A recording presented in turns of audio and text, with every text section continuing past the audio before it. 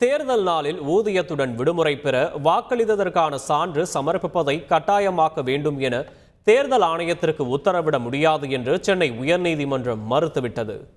தூத்துக்குடி மாவட்டம் திருச்செந்தூரைச் சேர்ந்த ராம்குமார் ஆதித்தன் தாக்கல் செய்த மனுவில் விடுமுறையை பயன்படுத்தி தொழிலாளர்கள் வாக்களித்தார்களா என சரிபார்க்க எந்த நடைமுறையும் இல்லை என சுட்டிக்காட்டியுள்ளார். அதனால் தேர்தல் நாளில் ஊதியத்துடன் விடுமுறையை பெற வாக்களித்ததற்கான சான்றை சமர்ப்பிப்பதை கட்டாயமாக்க தேர்தல் ஆணையத்திற்கு உத்தரவிட வேண்டும் என மனுவில் கோரியுள்ளார்.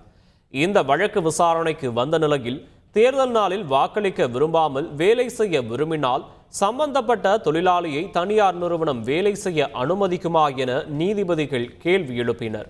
இதற்கு மனுதாரர் தரப்பில் எந்த பதிலும் அளிக்கப்படாததை அடுத்து தொழிலாளர்கள் வாக்களிக்க வேண்டும் என்ற அடிப்படையில்தான் விடுமுறை அறிவிக்கப்படுகிறது என தெரிவித்த நீதிபதிகள், வாக்களிக்க வேண்டும் என எப்படி ஒருவரை கட்டாயப்படுத்த முடியும் என கேள்வி எழுப்பி தேர்தல் ஆணையத்திற்கு உத்தரவிட முடியாது என மறுத்து வழக்கை முடித்து வைத்தனர்.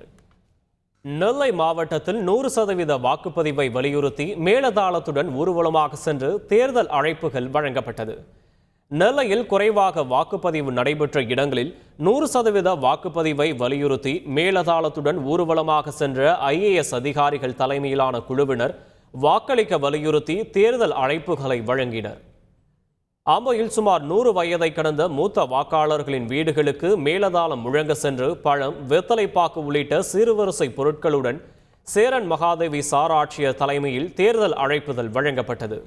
ஏர்வாடியில் மூத்த வாக்காளரின் வீட்டிற்கு மேளதாளம் மற்றும் கோலாட்டத்துடன் ஊர்வலமாக சென்ற அதிகாரிகள் தேர்தலில் வந்து வாக்களிக்க கோரி அழைப்புதலை வழங்கினர். நாடாளுமன்ற தேர்தலுக்கான வாக்குப்பதிவு தமிழகத்தில் வரும் ஏப்ரல் 19ஆம் தேதி நடைபெற உள்ள நிலையில் வாக்குப்பதிவு இயந்திரங்கள் அந்தந்த தொகுதிகளுக்கு அனுப்பப்பட்டு வருகின்றன.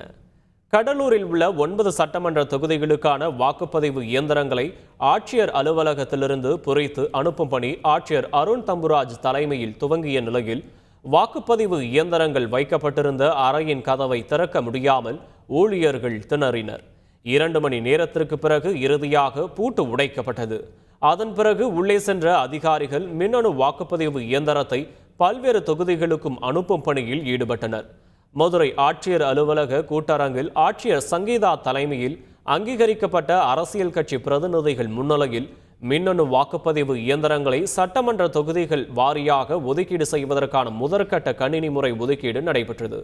மேலும் மின்னணு வாக்குப்பதிவு இயந்திரங்கள் அந்தந்த தொகுதிகளுக்கு அனுப்பி வைக்கப்பட்டன. நெல்லை பாராளுமன்ற தொகுதியில் வாக்குப்பதிவு இயந்திரங்கள், கட்டுப்பாட்டு கருவிகள் மற்றும் விவிபேட் இயந்திரங்கள் ஆகியவை சரிபார்க்கப்பட்டு சட்டமன்ற தொகுதிகள் வாரியாக அந்தந்த வட்டாட்சியர் அலுவலகங்களுக்கு அனுப்பப்பட்டு வருகின்றன. திருச்சி மாவட்டத்தில் உள்ள 9 சட்டமன்ற தொகுதிகளுக்கும் ஆட்சியர் பிரதீப் குமார் தலைமையில் வாக்குப்பதிவு இயந்திரங்கள் அனுப்பி வைக்கப்பட்டன. செய்திகளை உடனுக்குடன் தெரிந்து கொள்ள உடனே சப்ஸ்கிரைப் பண்ணுங்க.